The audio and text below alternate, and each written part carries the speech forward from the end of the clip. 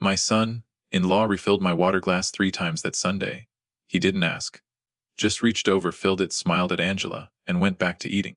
I watched his hand on the pitcher and thought about the Castellano account, the Hendricks invoice, the Villanueva payment that went somewhere it shouldn't have gone. I'd known for 3 weeks, hadn't said a word to anyone. Dennis passed the green beans and asked if I wanted more chicken. I said yes. It was good chicken. Angela had made the potatoes. Dennis had made the chicken. I sat there eating food he'd cooked with money he'd taken from me, and I said, "Good chicken, Dennis." He said, "Glad you like it, Walter." I picked up my fork. I picked it back up. Kept eating. That's how I am. I go still when something bad lands. Always have. My daughter thought I was just tired. Dennis probably thought the same. Neither of them knew I'd already decided. Didn't know what I was going to do yet. But I'd decided. Before I tell you the rest of this story, if you want to hear more like it, please subscribe to Familix's Revenge. It really does help. Now let me tell you how we got there. I started Obi Flooring in 1993 with a used van, a set of tools I'd saved 2 years to buy, and one client, a property manager named Gerald, who took a chance on me because his regular guy retired. That first job was a hallway in a 6-unit building in West Philadelphia, 42 linear feet. I measured it 4 times. Got it right. Gerald called me back. Gerald's son still calls me now. The showroom has 14 tile samples on the floor. I installed them myself over 3 weekends in 2003, when we finally had a space worth showing clients. Sample number 7 has a chipped corner. Caught a dolly wheel wrong back in 2011. I keep meaning to replace it. Haven't. There's a chalk line reel in the drawer under the workbench. Belonged to my father. Blue casing. Cracked down the side, repaired twice with electrical tape. Restrung 4 times over 40 years. He told me once that a straight line is an honest line. I was 9. Didn't fully understand it then. Thought about it a lot lately. For 22 years, it was just Obi Flooring. Then Dennis came into the picture. Not because Angela asked me to bring him in. I want to be clear about that. It was my decision. I watched Dennis struggle in sales for a couple of years, and I thought, this man knows how to be in a room. Knows how to make a client feel heard. I had the work ethic and the craft. He had something I didn't, or something I thought I didn't. So 5 years ago, I made him a partner. Put his name on the sign. Obi and Holt. My name first, but his name there. He worked hard the first 3 years. I'm not going to pretend otherwise. He brought in contracts I wouldn't have gotten on my own. And then one afternoon in 2019, we had lunch after closing a deal, and Dennis leaned back in his chair and said, "You don't need to be in every room, Walter. That's why you have me." I nodded, picked up my coffee, and I felt something I'm still not comfortable admitting. I felt relieved. Like he'd given me permission to trust him completely. That relief is where the whole thing started, not with Dennis. With me. There's one more thing I need to tell you about Dennis before any of this makes sense. 6 years ago, my wife passed. Didn't go fast. Went the way those things go when they take their time. After the funeral, after everyone left, Dennis stayed. Sat in my kitchen until past midnight. Didn't say much. Made sure I ate something. Handled the calls I couldn't make. I never thanked him properly for that. Never put it into words. It sits underneath everything else in this story, and I'm not sure it ever stops sitting there. It started after hours on a Tuesday. Mrs. Petrakis had gone home. Darnell had gone home. I pulled the Castellano file because the payment routing looked slightly off. Not wrong exactly, just slightly off in the way a floor looks level until you put the chalk line down. I set the invoice on the desk and pulled Hendricks, then Villanueva from March. 3 files. Same pattern. Different account numbers, small enough amounts that nothing would flag automatically. I lined them up on the desk. Straightened them. They were already straight. I straightened them anyway. On my way out, I passed Mrs. Petrakis' desk. There was a sticky note on a small stack of invoices, her handwriting. Precise as always. D.H. Please review flagged. I stood there for maybe 10 seconds. Didn't pull the invoices, turned off the light. Went home. That's the part I can't fully explain. I saw it. Filed it somewhere. Kept moving. The following Sunday, Angela made potatoes. Dennis made chicken. We sat at their table, me, Angela, Dennis. Normal conversation about a project he was managing, a cousin's upcoming wedding. At some point, Dennis looked at me across the table and said, "You seem tired, Walter. Everything okay?" I said, "Long week." He nodded like he understood. Refilled my water glass without asking. I watched him set the pitcher down. smiled at my daughter, reached for the bread. And I thought he used my vendor accounts, my client relationships, my 30 years of showing up, and right now he's asking if I'm okay. I said, "Good chicken, Dennis." He said, "Glad you like it." I moved too fast. That's the honest version. I had 60% of what I needed, hadn't hired anyone, hadn't told Angela, hadn't thought past the moment I laid the files on the desk. I called Dennis to the showroom after hours and told him what I'd found. 6 minutes. I'd practiced it in the truck on the way in. Dennis listened, looked at the 3 files, looked at me. Then he said, quietly, "Walter, are you sure you want to do this? Not defensive, not panicked, just careful." Like he was genuinely concerned about my judgment. He stood up, said he thought I should talk to someone before going further, and walked out. I stood in my own showroom and watched his taillights leave the lot. Said out loud, to nobody, "Well, that went well." Checked the job board. Nothing needed checking, checked it anyway. That night Dennis called Angela, didn't confess. Told her I seemed stressed, confused about some accounts, said he was worried about me. I didn't find that out until later. By then he'd had 6 weeks. $80,000 moved. I gave him that myself. 6 weeks. That's what I gave myself after Dennis walked out of the showroom. 6 weeks of job sites and sandwiches eaten in the truck, and arriving at 60:50 every morning like nothing had changed. I had a legal pad on the desk. 2 lines written on it. The second one I crossed out, then rewrote in larger letters. Didn't help. Still looked like what it was, a man who'd moved too fast sitting still, waiting to move right. Week 3 I called a lawyer named Carol. Aggressive, confident, wrong for this. She wanted to file a cease and desist immediately. I asked what happened to the business while Dennis was scrambling. She said that was a secondary concern. I didn't call her back. 4 more weeks gone. I knew it was 4 more weeks. Didn't write that number down either. Some costs I carry without putting them on paper. Darnell mentioned one morning that Dennis had stopped by the yard over the weekend. Walked around, went into the office, stayed about 15 minutes. "He still has a key," Darnell said, not quite looking at me. I drove to the yard after the Bridgeport job, checked the office. Nothing clearly moved. Nothing clearly touched.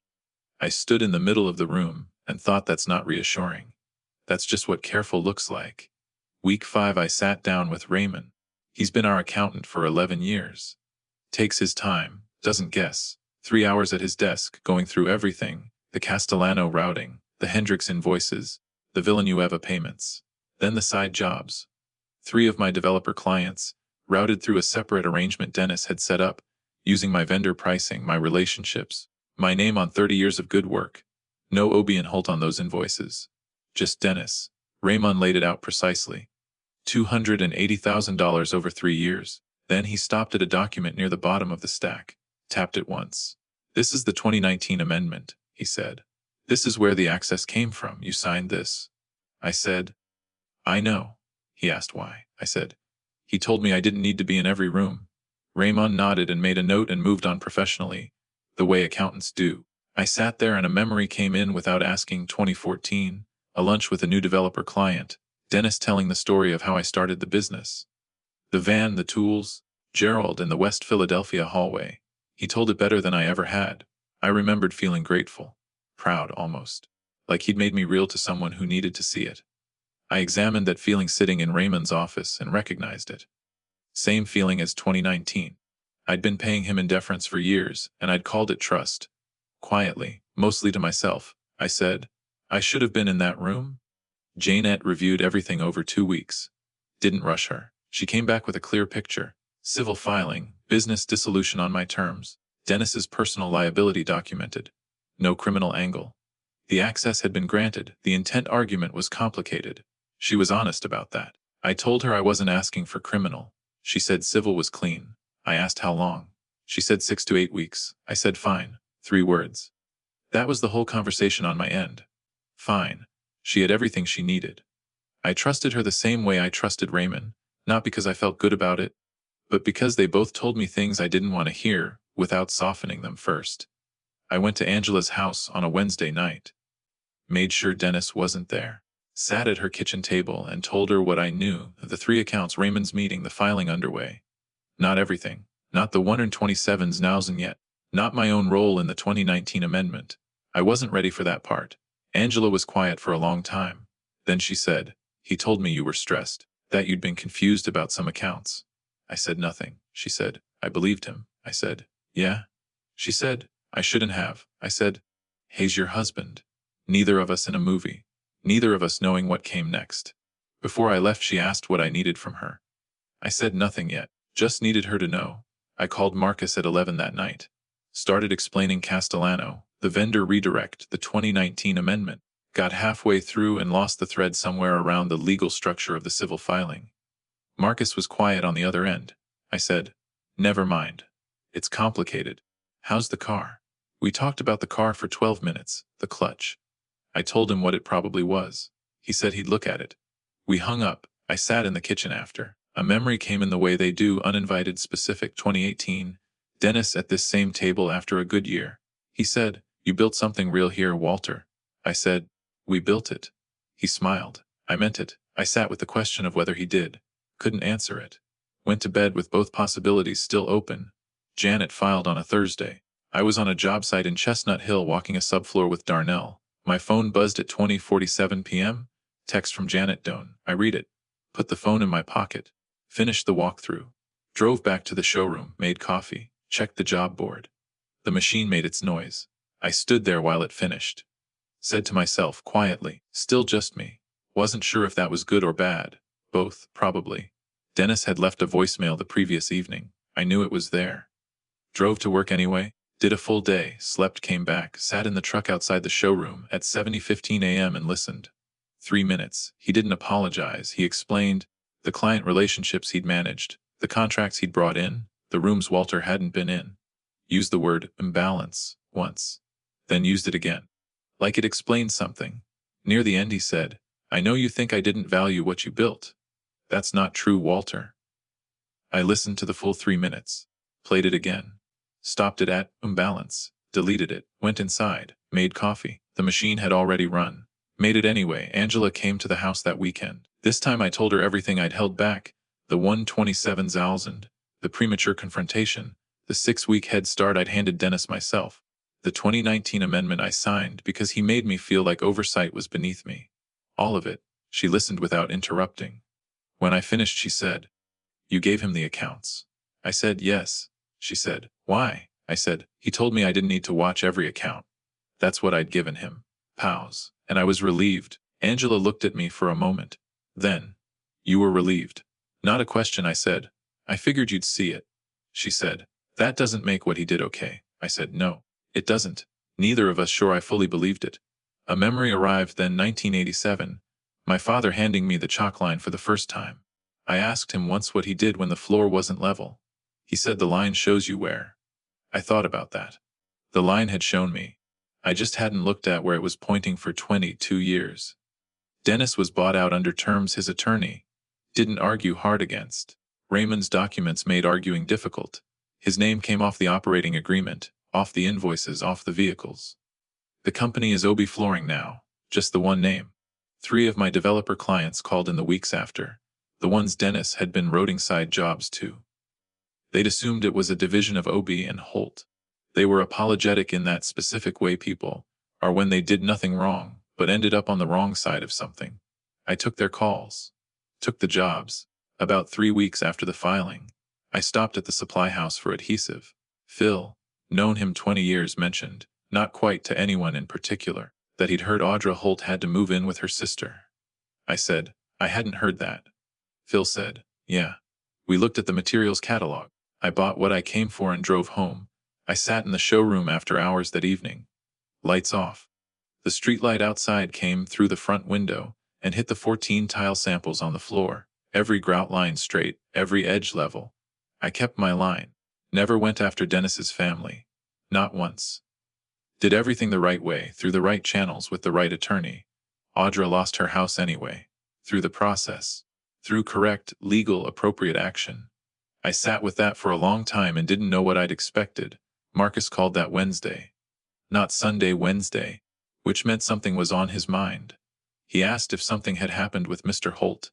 Said Lily had stopped responding to his texts. I called him back that night and told him everything, this time in order, nothing skipped, nothing softened. The full story. He was quiet for a while. Then, Dad. Why didn't you call me? I said. I called you? He said. You asked about the car? Long pause. The clutch, by the way. You were right. Two facts sitting in the same sentence. Marcus in Baltimore. Lily not responding. I didn't know how to separate them. Still don't. Angela comes to Sunday dinner now. 3 weeks after everything concluded, she showed up at my door, and we ate, and we talked about Marcus's car, and a job I was pricing, and a cousin's wedding coming up in the fall. Normal things said in the careful way normal things get said when they're standing in for something larger. She didn't bring up Dennis. I didn't bring up Dennis. That's where we are. It's not nothing. A developer I've worked with for 12 years called about a new contract the following week, bigger than anything Obi and Holt had managed in 4 years. I said yes. 6 weeks after the filing on a Tuesday evening, I finished pricing the new job and opened the drawer under the workbench. The chalk line was there, blue casing. Cracked down the side, electrical tape repair, restrung 4 times in 40 years.